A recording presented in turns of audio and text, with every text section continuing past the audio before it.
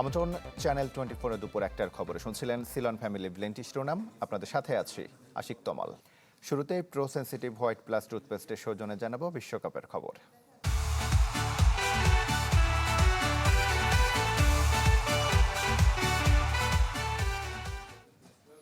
বিশ্বকাপের ফাইনালে আর্জেন্টিনা ইংল্যান্ডকে 2-1 গোলে হারিয়ে আরও একবার শিরোপার মঞ্চে আলবিস রেস্তেরা। আটলান্টায় অ্যান্থনি গর্ডনের গোলে এগিয়ে গিয়েছিল ইংল্যান্ড, তবে 7 মিনিটের ব্যবধানে এনজো ফার্নান্দেজ ও লাউতারো মার্তিনেজের গোলে জয় নেমার ছাড়ে বর্তমান চ্যাম্পিয়নরা। সুখী মানুষের ঢল দেখতে পাচ্ছেন এই আটলান্টায় আর্জেন্টিনা সমর্থক, যাদের আসলে এক ধরনের হৃদস্পন্দন বন্ধ হবার অবস্থা ছিল।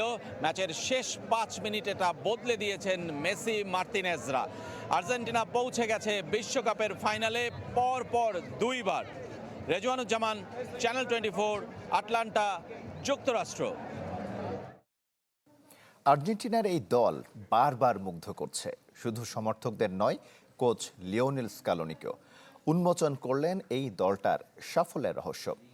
এগিয়ে থাকার পর রক্ষণাত্মক কৌশলের সমালোচনা মেনে নিচ্ছেন ইংল্যান্ড কোচ থমাস টুখেল। যত চাপ তত ভালো ফুটবল, এই হলো এই আর্জেন্টিনার সাফল্যের উৎস। এই দলটা হার মানে না, হার মানতে চায় না। তাই তো গত ম্যাচের ধারাবাহিকতায় লিওনেল স্কালোনির মুগ্ধতা আগের চেয়েও বেড়েছে। আগের সবকিছুকে ছাপিয়ে গেছে। আমরা আলাদা। আমি ভাষায় প্রকাশ করতে পারছি না। এই আনন্দ আমাদের দেশের জন্য, মানুষের জন্য। এই দলটা আমাকে বারবার অবাক করে। ঠিক একইভাবে আর্জেন্টিনার ফুটবলারদের রহস্য উন্মোচন করেছেন আর্জেন্টাইন কোচ। এই দলটা তাদের সেরাটা দিতে চায় সব সময়। যখন চাপে থাকে তখন তারা যেন তেড়ে ফুঁড়ে যায়। ওরা একসাথে থাকে, একসাথে আড্ডা দেয়, একজন আরেকজনের জন্য খেলে। বিপরীত ইংল্যান্ড কোচের কৌশল নিয়ে সমালোচনা হচ্ছে। এগিয়ে থাকার পর রক্ষণাত্মক ফুটবলের সমালোচনায় মুখর ইংলিশ মিডিয়া। তবে ঠিকই নিজের অবস্থান ব্যাখ্যা করেছেন টুখেল। আরো মিলিয়ন বার এ বিষয়ে আলোচনা করা যায়, কিন্তু আমি বলবো আমি ওই পরিস্থিতিতে সিদ্ধান্ত নিয়েছি, যেটা আমার ভালো মনে হয়েছে সেই সিদ্ধান্তই নিয়েছি। এজন্য কোনো খারাপ লাগা নেই। পদত্যাগ করবেন কিনা এ প্রশ্নও এসছে জার্মান কোচের সামনে। তবে তৃতীয় স্থান নির্ধারণী ম্যাচের কথা মনে করিয়ে দিয়েছেন তিনি। আর আর্জেন্টিনা কোচ বিদায় নিতে চান আরও একবার বিশ্বকাপ জিতে। রেজওয়ানুজ্জামান, চ্যানেল 24, আটলান্টা, যুক্তরাষ্ট্র। জাতীয় প্রেস ক্লাবে চলছে জামায়াতের জুলাই শহীদ দিবসের আলোচনা। এই মুহূর্তে কথা বলছেন জামায়াত আমির। আমরা সরাসরি চলে যাচ্ছি সেখানে। সে যত বড় শক্তি হোক, কোনো ভয়টায় দেখাই আমাদের কোনো লাভ নাই ভাই। আমরা ওই সমস্ত ভয়কে পাত্তা দিই না। বাংলাদেশ ভয়কে জয় করেই 2026 সালে এসে উপনীত হয়েছে। আমরা দাবি করছি, জুলাই সনদে লেখা আছে শহীদদের এবং আহত যোদ্ধাদের নামে বাংলাদেশের বিভিন্ন সড়ক এবং স্থাপনার নামকরণ করা হবে। যত তাড়াতাড়ি এটা করা হবে, আমরা ধরে নিব সরকার তত বেশি তাদের প্রতি শ্রদ্ধাশীল। আমরা সেই দাবি আজকে পাবলিক স্পেস থেকে রেখে গেলাম। সংসদে বলেছি, বলতে থাকবো। দাবিগুলা ন্যায্য দাবিগুলো অর্জন না হওয়া পর্যন্ত সংসদের ভিতরে আমাদের লড়াই চলবে ইনশাআল্লাহ। আপনাদেরকে সাথে থাকতে বলছি না, আমরা আপনাদের সাথে আছি ইনশাআল্লাহ। আমরা আপনাদের সাথে ছিলাম, আছি। আল্লাহ যতদিন বাঁচায় রাখবেন থাকবো ইনশাআল্লাহ, থাকবো ইনশাআল্লাহ, থাকবো। এর কোনো ব্যতিক্রম হবে না ইনশাআল্লাহ। আল্লাহ তাআলা আমাদেরকে কবুল করুন। সবাই মিলে এই দেশকে নির্ভেজাল করার তৌফিক দিন। সবাই মিলে আমাদের আকাঙ্ক্ষার বাংলাদেশ গড়ে তোলার তৌফিক দান করুন। এবং আমরা বিশ্বাস করি এটা আল্লাহর আইনের ভিত্তিতেই কেবল সম্ভব। আমরা মহান আল্লাহর সাহায্য চাই। আসসালামু আলাইকুম ওয়া রাহমাতুল্লাহ। জুলাই শহীদ দিবসের আলোচনায় কথা বলছিলেন জামায়াত আমির। আমরা সরাসরি সম্প্রচারে ছিলাম। 24-এর 16 জুলাই আবু সাইদের মহাকাব্যিক আত্মত্যাগ বদলে দিয়েছিল বাংলাদেশের গতিপথ। রংপুরের এ ঘটনা আন্দোলনকে রূপ দেয় গণঅভ্যুত্থানে। বিশ্লেষকদের মতে সময়ের সীমানা পেরিয়ে জুলাই বিপ্লবের প্রথম শহীদ আবু সাইদ অধিকার আদায়ে এক চিরন্তন প্রেরণা। মমিনুল ইসলাম মমিনের ক্যামেরায় মুহাজির হকের রিপোর্ট। 16 জুলাই 2024। গুলি খাইছে একটা। শোষকের খোলা বন্দুকের সামনে সিনা টান করে দাঁড়ানো দুঃসাহসী বাংলাদেশ।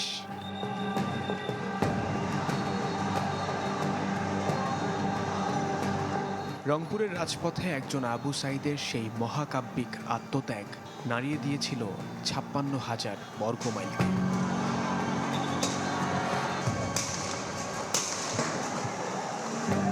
বেগম রোকেয়া বিশ্ববিদ্যালয় ক্যাম্পাস থেকে শহীদ আবু সাইদের বিপ্লবী আত্মা যেন ছড়িয়ে পড়ে টেকনাফ থেকে তেঁতুলিয়ায়।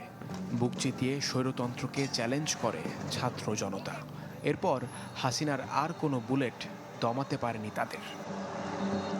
এটা যে আসলে রক্তক্ষয়ী কিছুতে চলে যাবে ওই ধারণাটা ছিল না। আবু সাইদ যে গুলির সামনে এসে বুক চিতিয়ে দিল, এইটার সরাসরি ফলাফলই হলো আমাদের শেষ পর্যন্ত গিয়ে 5ই আগস্ট। তিনি একটা জাতিকে দেখালেন যে না, আমাদের জন্ম হওয়া প্রয়োজন, অর্থাৎ নবজন্ম। সেই জন্মটা কিসের বিরুদ্ধে?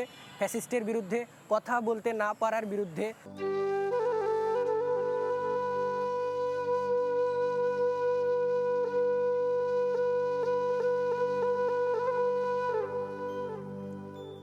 জুলাই আন্দোলনের প্রথম শহীদ আবু সাইদ আজ 2 বছরের স্মৃতি। বিপ্লবের প্রতীক হয়ে যিনি বেঁচে আছেন রাজপথের স্লোগানে, শহরের দেয়ালে। অন্যায়ের বিরুদ্ধে রুখে দাঁড়ানোর যে নতুন ইতিহাস তিনি লিখে গেছেন তা ধারণ করছে প্রজন্মের প্রতিনিধিরা। আবু সাইদ ভাইয়ের বিষয়টা দেখলে আসলে মনে হয় যে না, আসলে সম্ভব, মানুষ দেশের জন্য আসলে সবকিছু করতে পারে। সেই প্রথমে দিশারি মানে আমাদের দিশা দেখিয়েছে যে এইভাবে নতুনভাবে শুরু করা যায়। তখন আমরা শিখতে পারি আমরা কিভাবে আমাদের অধিকারকে আদায় করতে হবে। জুলাই মধ্যবিত্ত শ্রেণীকে ভীষণভাবে আন্দোলিত করেছে আবু সাইদের বীরোচিত আত্মত্যাগ, যার ছাত্র বিক্ষোভ রূপ নেয় গণ আন্দোলনে।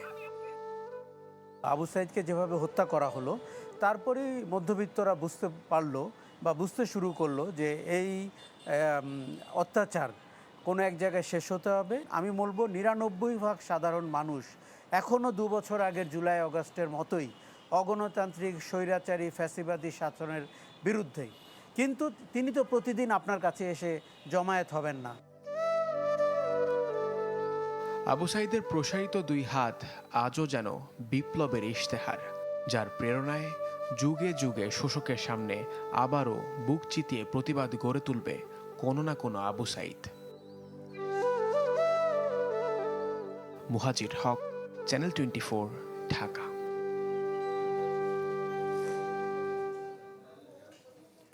রংপুরের নানা আয়োজনে পালিত হচ্ছে জুলাই শহীদ দিবস। শহীদ আবু সাইদের আত্মত্যাগ স্মরণে চলছে আলোচনা সভা। সেখান থেকে সরাসরি যুক্ত হচ্ছেন ফখরুল শাহিন। শাহিন,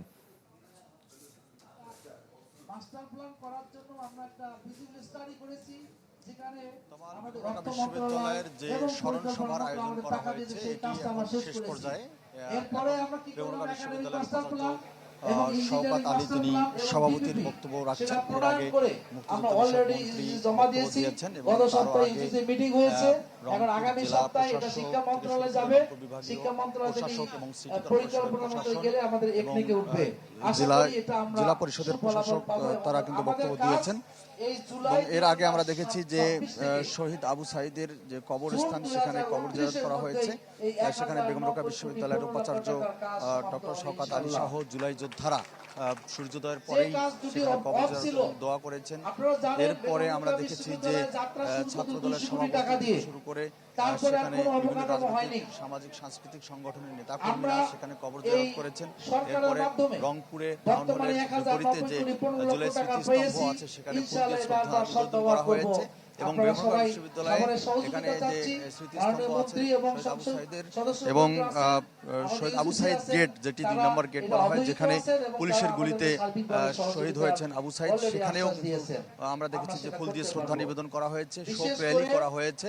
এবং সকাল থেকেই আমরা দেখছি যে নানা আয়োজন চলছে এই জুলাই শহীদ দিবস উপলক্ষে। এবং আবু সাইদ এই দিনটিকে স্মরণীয় করে রাখার জন্য কিন্তু নানা কর্মসূচির মধ্য দিয়ে পালিত হচ্ছে এই দিবসটি এবং একই সঙ্গে রংপুর শহরে এবং বিশ্ববিদ্যালয় ক্যাম্পাসের প্রাঙ্গণে এবং আবু সাঈদের জন্মস্থান অর্থাৎ আবু সাঈদের যে বাসা সেখানে পীরগঞ্জে সেখানে কিন্তু নানা কর্মসূচি পালিত হচ্ছে এবং এরপরে কিন্তু আরো কর্মসূচি রয়েছে এবং জাতীয় নাগরিক পার্টির নেতাকর্মীরাও কিন্তু আবু সাঈদের কবরস্থানের প্রতি শ্রদ্ধা জানাবেন এবং বিকালেও আলোচনা সভা সহ নানা কর্মসূচি কিন্তু পালিত হবে এই দিবসকে কেন্দ্র করে এবং আবু সাঈদের আত্মত্যাগকে স্মরণীয় রাখার জন্য কিন্তু এই দিনটি ঘিরে নানা আয়োজনের উদ্যোগ নিয়েছে জেলা প্রশাসন থেকে শুরু করে শিক্ষা প্রতিষ্ঠানের শিক্ষক এবং কর্মকর্তারা। তো এই ছিল সর্বশেষ। শাহিন, আপনাকে ধন্যবাদ। রংপুর থেকে ফখরুল শাহিন আমাদের সঙ্গে যুক্ত হয়েছিলেন। জুলাই গণ অভ্যুত্থানের চেতনা দেশের জন্য কেবল ইতিহাসের গৌরব নয়, এটি ভবিষ্যৎ নির্মাণের প্রেরণা। এই কথা বলেছেন প্রধানমন্ত্রী তারেক রহমান। জুলাই শহীদ দিবস উপলক্ষে দেয়া এক বার্তায় তিনি বলেন, শহীদদের রক্ত বৃথা যেতে দেবে না সরকার। স্মরণ করেন প্রথম শহীদ রংপুরের আবু সাঈদের সাহসী আত্মত্যাগের। বলেন, অন্যায়ের বিরুদ্ধে বুক চিতিয়ে দাঁড়িয়ে থাকা আবু সাঈদের সেই দৃশ্য কেবল একটি মুহূর্ত ছিল না, সেটি ছিল গণতান্ত্রিক অধিকার বঞ্চিত একটি জাতির ভয় জয়ের প্রতীক। দেশজুড়ে পালিত হচ্ছে জুলাই শহীদ দিবস। সকালে রংপুর নগরীতে নবনির্মিত জুলাই স্মৃতিস্তম্ভে ফুল দিয়ে শ্রদ্ধা জানান মুক্তিযুদ্ধ বিষয়ক মন্ত্রী আহমেদ আজম খান, পানি সম্পদ প্রতিমন্ত্রী ফরহাদ হোসেন আজাদ সহ স্থানীয়রা। এর আগে শহীদ আবু সাঈদের কবর জিয়ারত করেন বেগম রোকেয়া বিশ্ববিদ্যালয়ের উপাচার্য ডক্টর শওকত আলী। এছাড়া ফরিদপুর, মাগুরা, সিলেট, খুলনা, বরিশাল সহ বিভিন্ন জেলায় পালিত হচ্ছে জুলাই শহীদ দিবস।